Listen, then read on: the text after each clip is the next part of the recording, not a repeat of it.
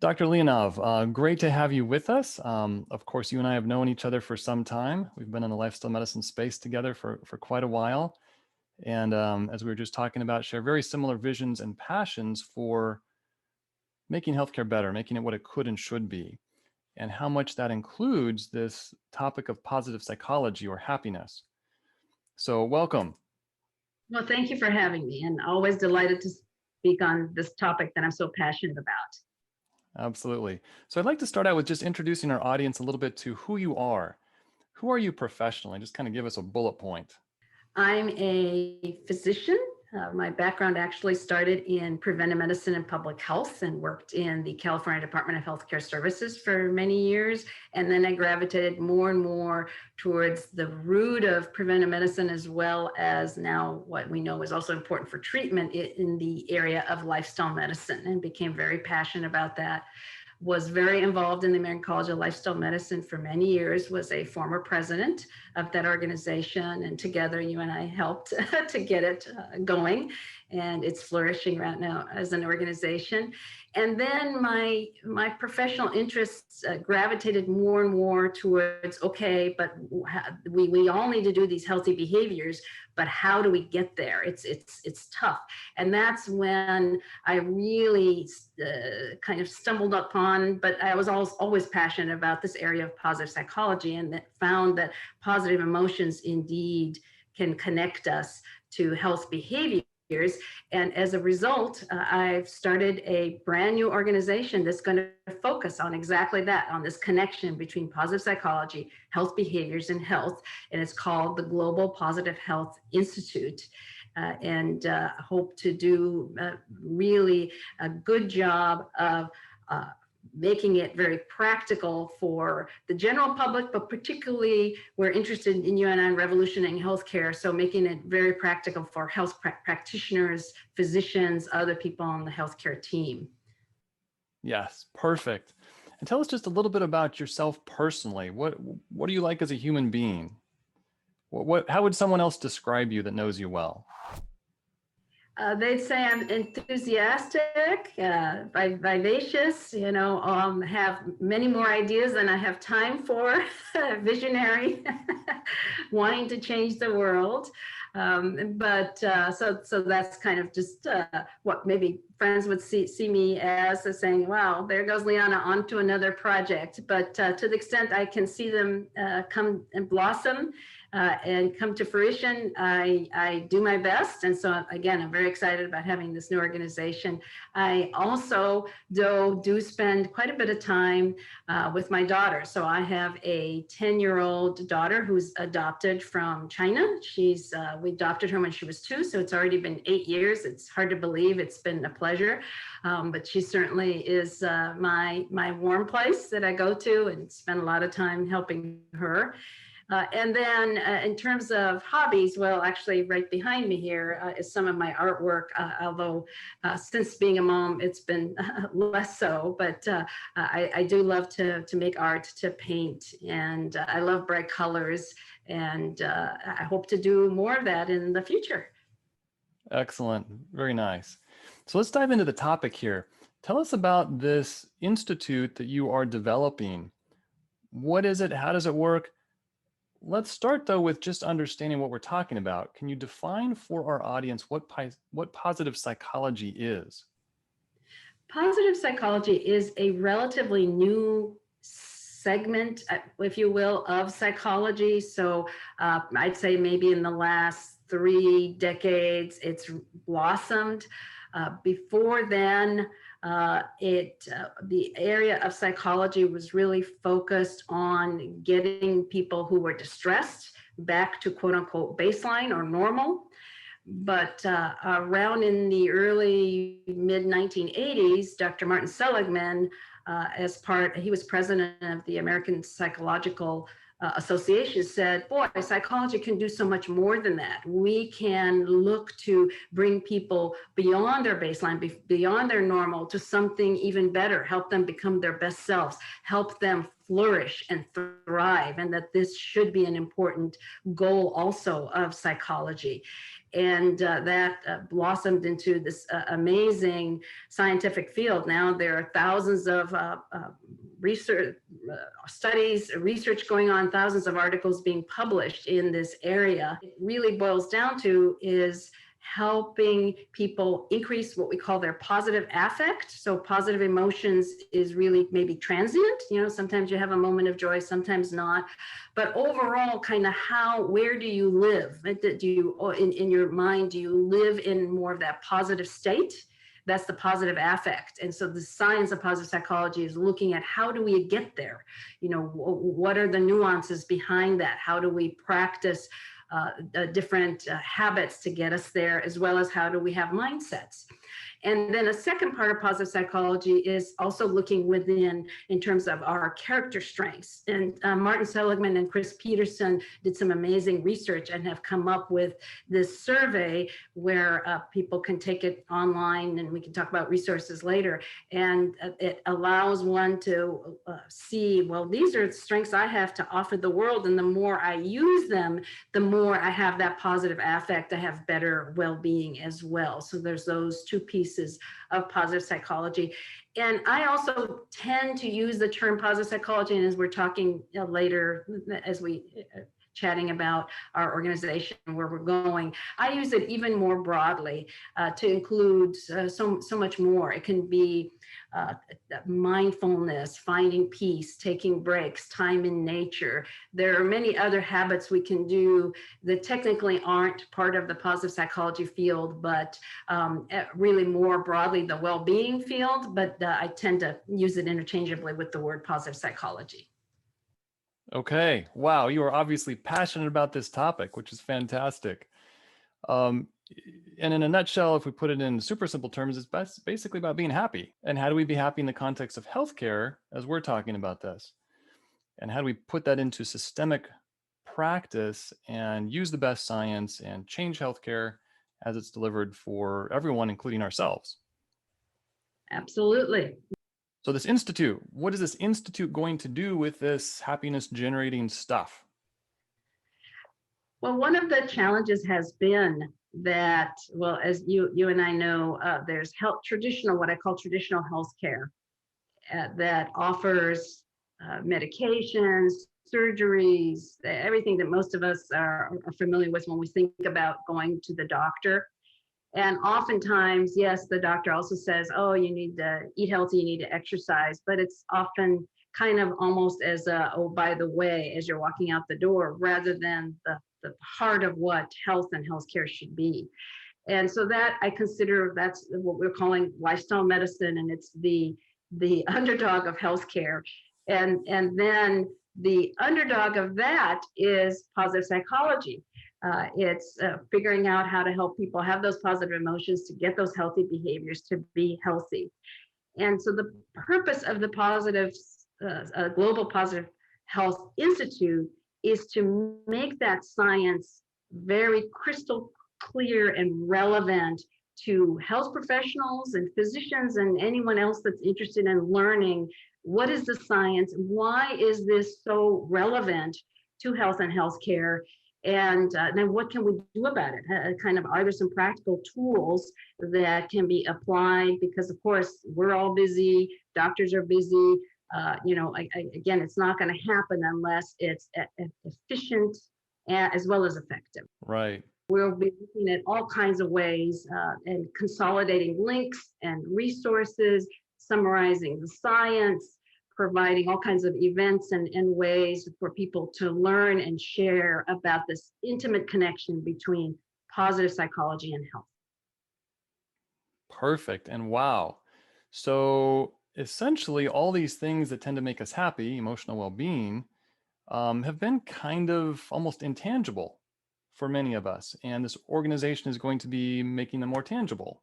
Would that be accurate? Exactly. Tangible and also credible. I would say credible, because we're going to take the science and go through it together and say, well, maybe this study didn't work so well, that needs more research, and admit that we clearly have so much more to learn and more research to be done.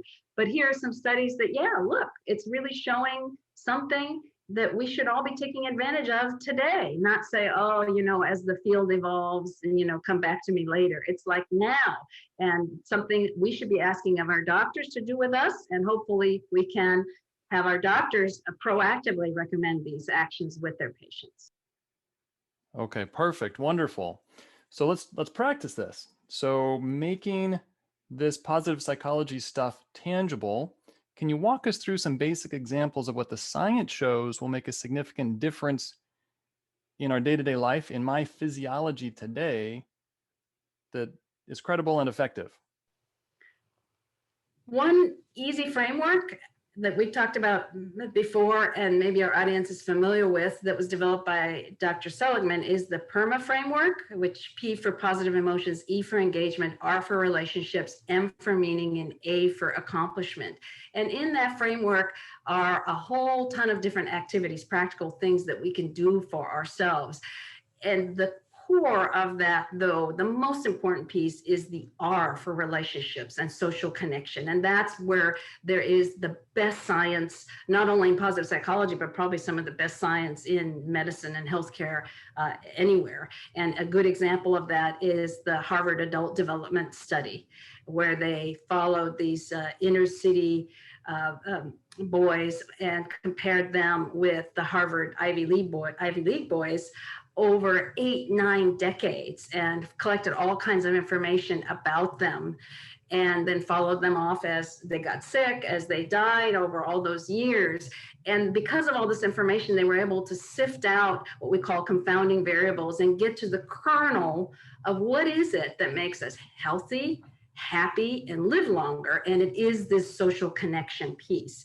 So if we can only do one thing, then it is to build our social connections, the R in PERMA. But it would be terrific if we can each start working with all the pieces of that PERMA pillar. A second one might be meaning, and there's a very solid science around that as well. And that people who have some meaningful activities in their lives, feel a life purpose, are going to feel better. And there are studies that show that the elderly people who have meaningful activities have less cognitive disabilities and tend to live long. Meaningful activities like what? So it could be things like altruism, acts of kindness, because it's meaningful for you personally to contribute to others' well-being. It could be just, taking care of family members. A lot of it is social, but it could be in a broader way, that you have a broader cause, or you volunteer for a cause that you're passionate about, and that's adding meaning and purpose to your life. Okay, excellent. So we're going to be taking all this, what has been intangible, make it more tangible, take the credible part, make it applicable for professionals and for the public. What do you envision for the future with this institute and its impact? I'd love to see this take off with fire, and that we disseminate not only the science, but disseminate the passion, ignite a passion with our healthcare colleagues, their patients, anyone else who's willing to listen and comes to our site and learns about this, so that over time, this becomes what we apply in our own lives as a standard for what it means to be well and to be happy, and but also that the standard of care in healthcare changes, that's also expected when we walk into a doctor's office, or nowadays, of course, it's mostly our virtual visits with our doctors, but that we have this discussion about our why, and that's not considered kind of extraneous when we're sitting there and maybe struggling with our diabetes or our heart disease, that we start to talk to our doctor about, well, in order to get those conditions taken care of, we first have to look at ourselves, what we have to offer, what causes our passion, what boosts our positive emotions. And then from that crystal kernel center, we can build onto our health and well-being. Why should I want to take care of myself? Why should I want to live another day? What's going to make my life better? Why am I going to be happier? How does taking care of my diabetes serve that purpose? Absolutely. Absolutely.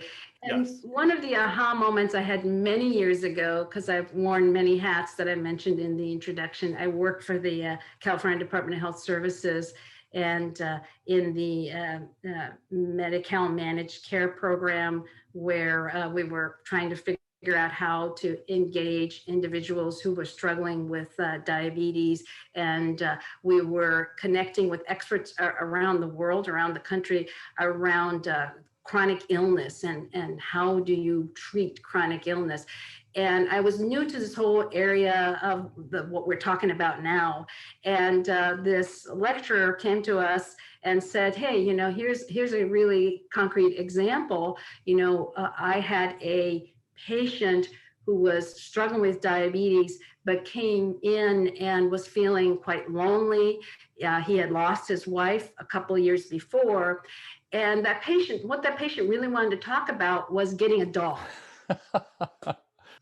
And so I spent the entire medical visit talking about, okay, what kind of dog do you want to get? Where are you going to get it? Let's just talk about that.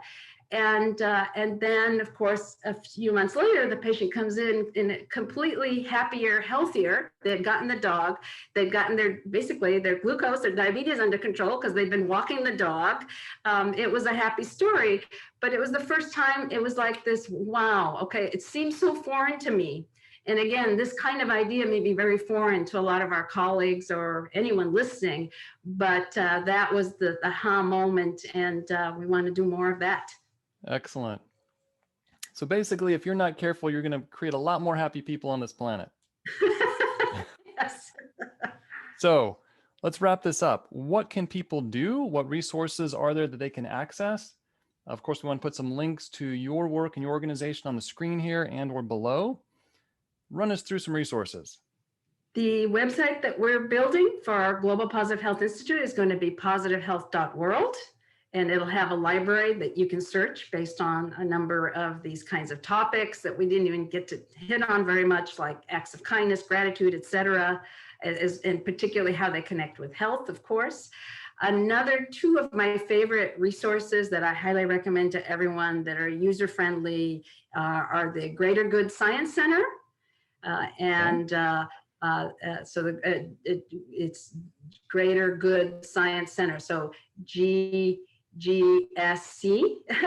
and you can Google that and it pops up. The other one is also, it's related to that, and it's kind of put together by the same people, but it's more action oriented, is the Greater Good in Action, the GGIA website.